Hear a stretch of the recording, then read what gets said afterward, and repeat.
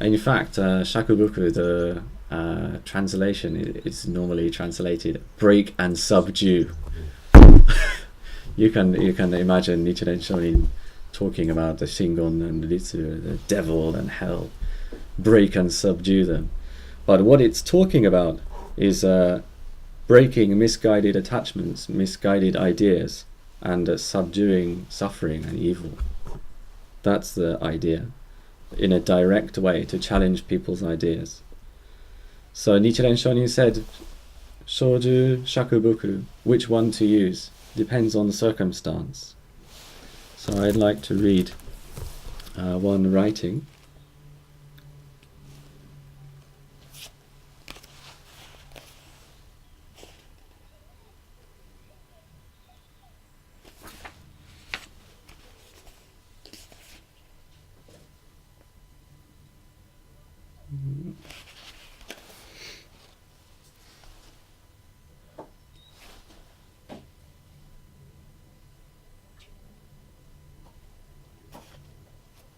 Okay.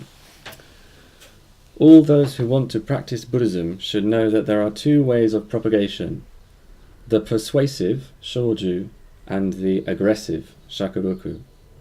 All Buddhist scriptures, sutras, and commentaries must be propagated through these two ways. However, scholars in Japan today, though they seem to have learned Buddhism in general, do not know how to meet the needs of the time. The 4 seasons differ from one another. It is warm in summer and cold in winter. Flowers bloom in spring, and trees bear fruits and nuts in autumn. We sow seeds in spring and harvest crops in autumn. How can we harvest crops in spring by planting seeds in the fall? Heavy clothes are for the cold winter, not the hot summer. A cool breeze is needed in the summer, not in the winter.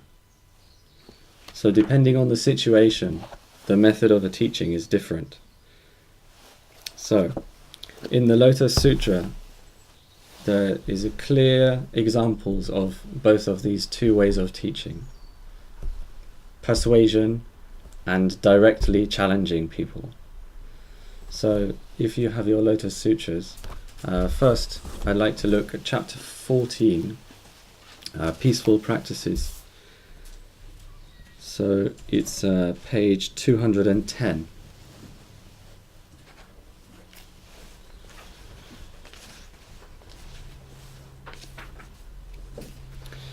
So chapter 14 talks about teaching shoju, teaching in a persuasive way. Chapter 14 is about this one.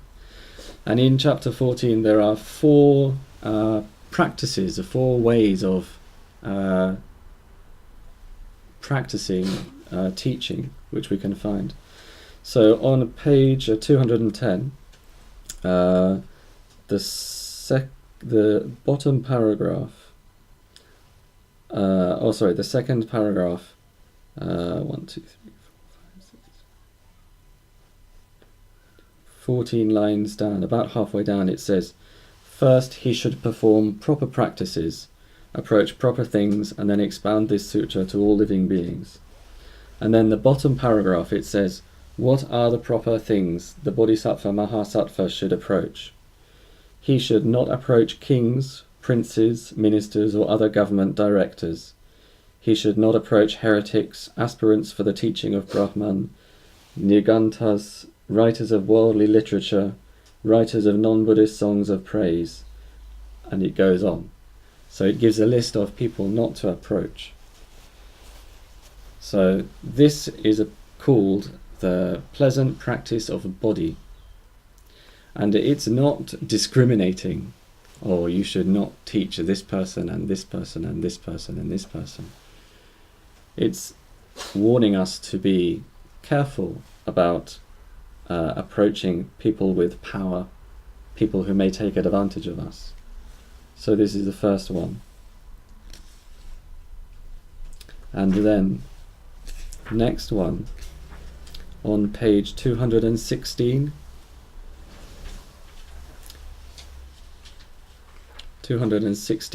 1, 2, 3, the 4th line down, He should not point out the faults of other persons or sutras. He should not despise other teachers of the Dharma. He should not speak of the good points or bad points, or the merits or demerits of others. He should not mention Shravakas by name when he blames them, nor should he do so when he praises them. This is a pleasant practice of the mouth. So if we look at Nichiren Shonin's practice, actually sometimes he did point out faults of other sutras, and sometimes even other people. So this is a persuasive way, this way, but the Nichiren Shonin sometimes took another way, more direct way. So that is a pleasant practice of a mouth. And then the third one, page 218, after the 3 stanzas where it goes into prose again, third line, it says, a Bodhisattva Mahasattva should not nurse jealousy against others, or flatter or deceive them. He should not despise those who study the way to Buddhahood in any way. He should not speak ill of them or try to point out their faults. This is a pleasant practice of the mind, how our mental attitudes should be when teaching. And lastly, page 220, after the stanzas again, the 4th line down.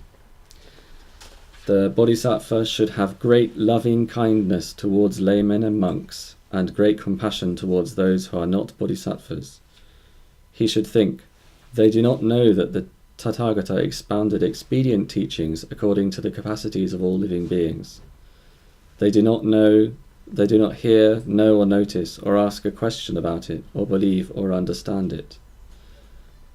So this is a way of teaching people without directly challenging their ideas, but gradually teaching them to understand. So this is the first way. The other way, does anybody know the direct way of challenging in teaching? Which chapter of the Lotus Sutra is the break and subdue chapter? You might be surprised. It's chapter 20. Never despising Bodhisattva. This is Shakubuku. So Shakubuku, this is page 286.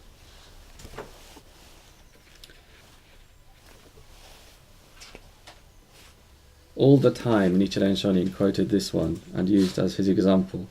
The second paragraph down, it says, there lived arrogant bhikshus, arrogant monks, in the age of the counterfeit of the right teachings of the first powerful voiced King Tathagata, that is, after the end of the age of his right teachings which had come immediately after his extinction. Those arrogant bhikshus were powerful. At that time there lived a bodhisattva called Never Despising. He took the form a bhikshu. Great power obtainer. Why was this bhikshu called Never Despising? It was because every time he saw bhikshus, bhikshunis, upasakas or upasikas, he bowed to them and praised them, saying, I respect you deeply. I do not despise you. Why is that?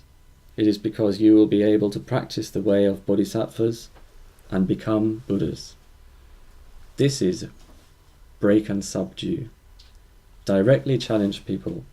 And it says afterwards that people threw tiles and sticks and stones at him, abused him with words, and became angry, because he was directly challenging their idea. They didn't believe they can become a Buddha. They didn't really understand or believe Buddha nature. So this monk, his practice was to go up to somebody and then, I respect you, you will become a Buddha in the future, and then bow. That was his direct way of challenging them. And then people got angry, and then he ran away to a safe distance, and then he shouted from afar, I respect you, because one day you'll become a Buddha. So that is not what we imagine as aggressive, but that is a direct challenge to their concepts. So based on that one, Nichiren Shonin taught and sometimes used harsh speech, but because he was trying to get people to awaken. Never with anger. His teaching was not based on an emotion like anger. It was based on enlightenment or compassion. So he was using harsh words, but for purpose, not based on just anger, being angry.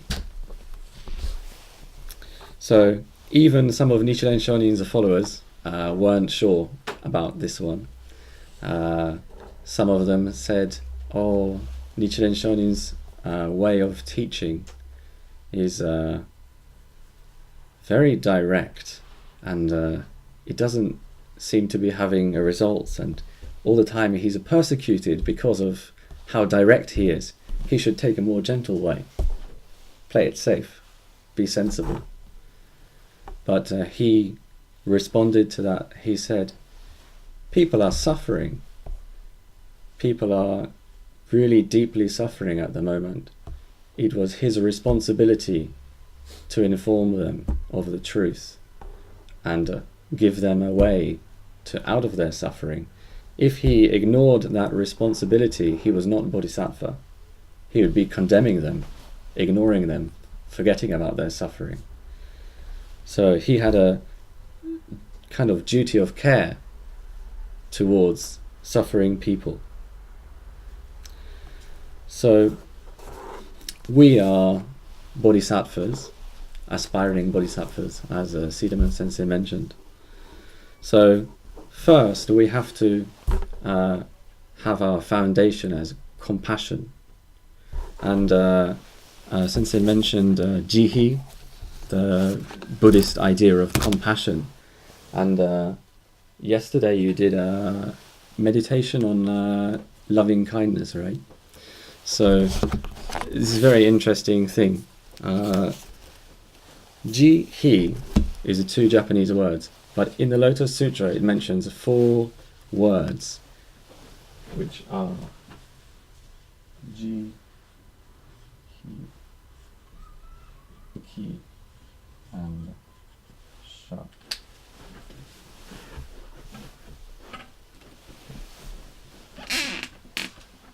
Okay. These are 4 things. So, as Siddhaman Shonin mentioned, ji. This normally we see translated as loving kindness.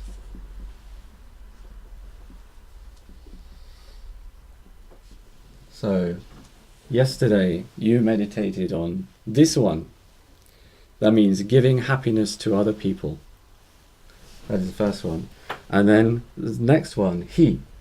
Sometimes this is translated as compassion, but it's a bit vague.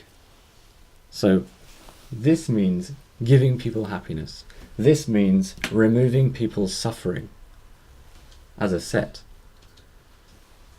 So loving kindness, giving people happiness, removing their suffering. And then the next one, ki.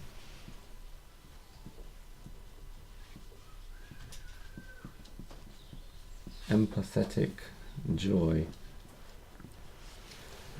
This is being able to be happy for people, share their experiences, and have a connection with them. And then the last one, sha, it's translated as equanimity. Equanimity. Which means, with this one, do all of these 3. So equanimity means these 3 have to apply equally to all people without prejudice or exception. So loving kindness for all, under all situations with no exceptions, and compassion, removing suffering for all, and empathizing with people, all of them. No differentiation between people based on attachment. So this is a basis. Altogether, these 4 we can say generally compassion in English. This is a foundation of a bodhisattva. And then based on this one, we try to help others and teach Buddhism to make them happy, remove their suffering, and give them joy. Because if we don't give them joy, what's the point? That's the point of Buddhism, right? To be happy. So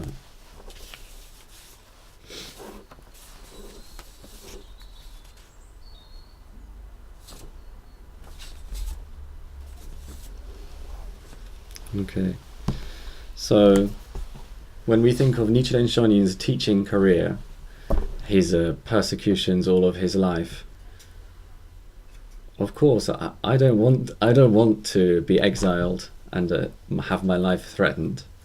I don't want to take it that way, or we might shy away from that. But on the other hand, a bodhisattva has a responsibility, as Sensei mentioned, to teach and make other people happy. This is a great vehicle, Buddhism, not just my enlightenment. Together we work towards enlightenment.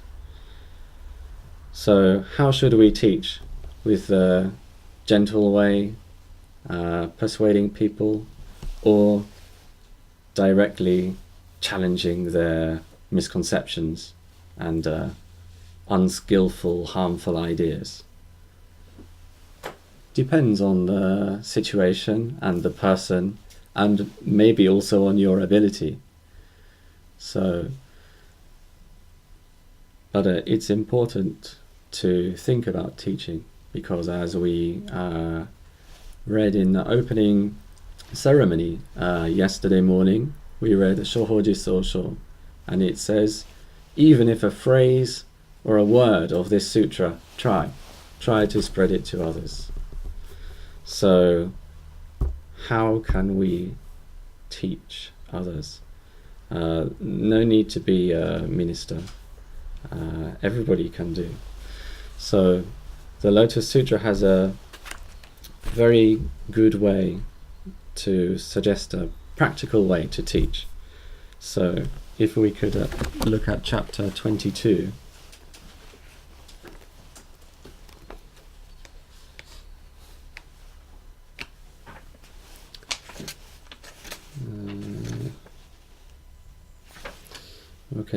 Page 297.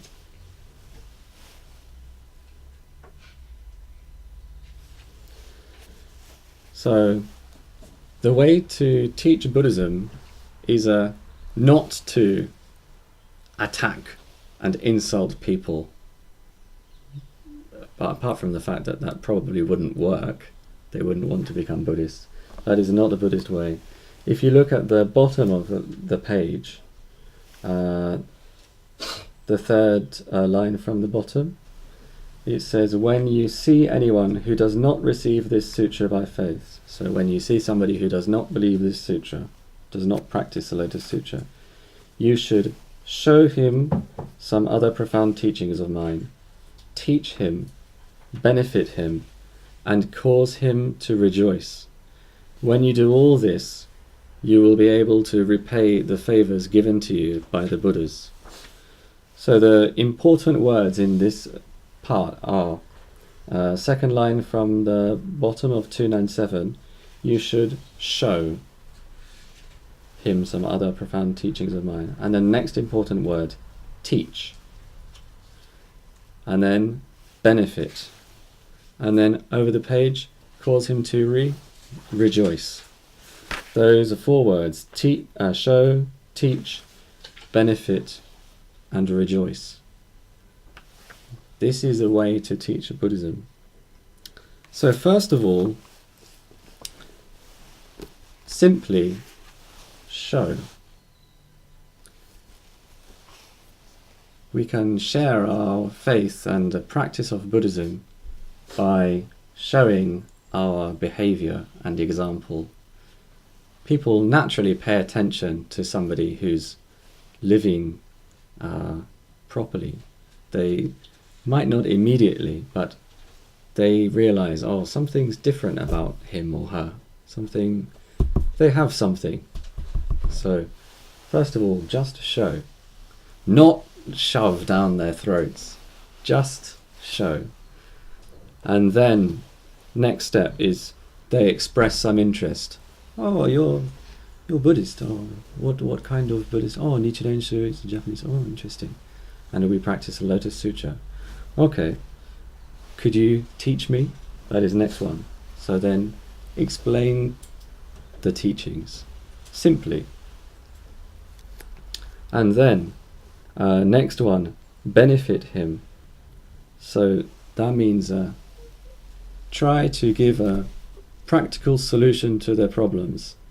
If you show, oh, I'm a Nichiren Shonin Buddhist, I believe in the Lotus Sutra, and then you teach, oh, the Lotus Sutra says this, this, and this, and then it doesn't benefit them, what for? Pointless.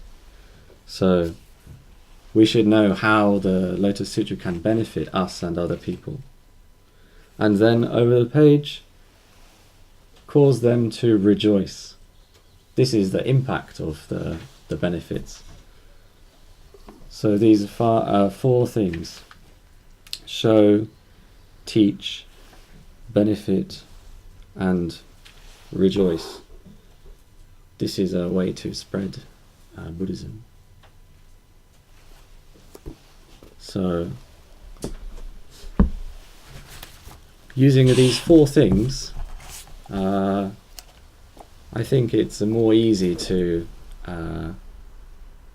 naturally share our practice with others. Being English and having sensitivities about proselytization and missionaries and this kind of thing, I really, really recoil whenever I imagine propagating religion in an open, forceful, pushy way. Makes me very uncomfortable. But Buddhism is not like that. Just show. And then, if people ask, explain. And then pass on the merit and make them rejoice.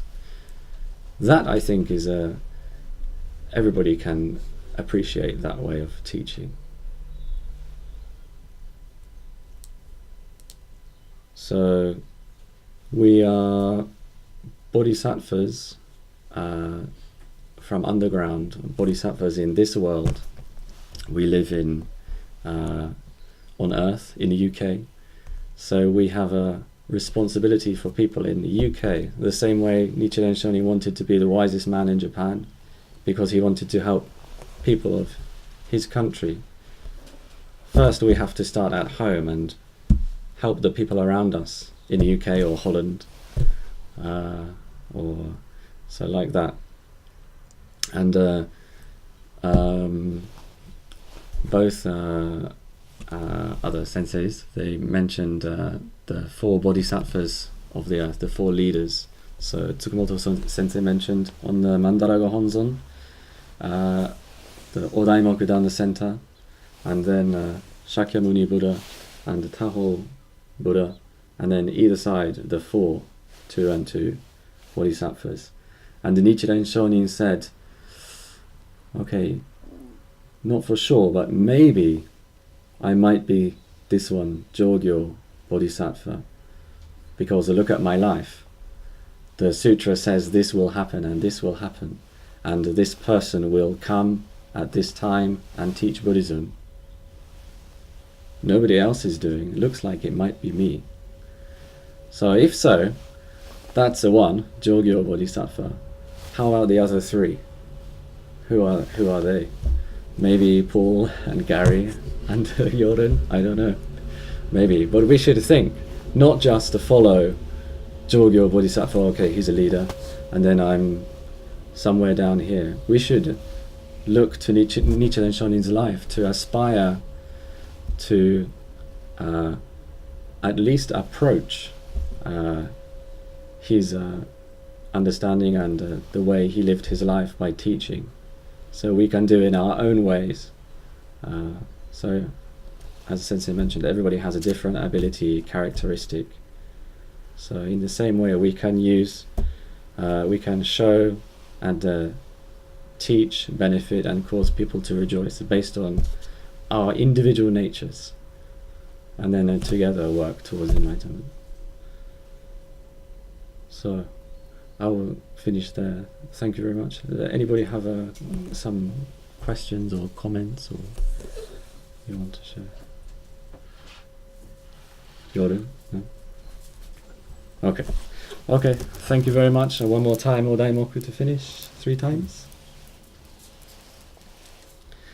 Namu Myoho Renge Kyo, Namu Myoho Renge Kyo, Namu Myoho Renge Kyo. Thank you very much.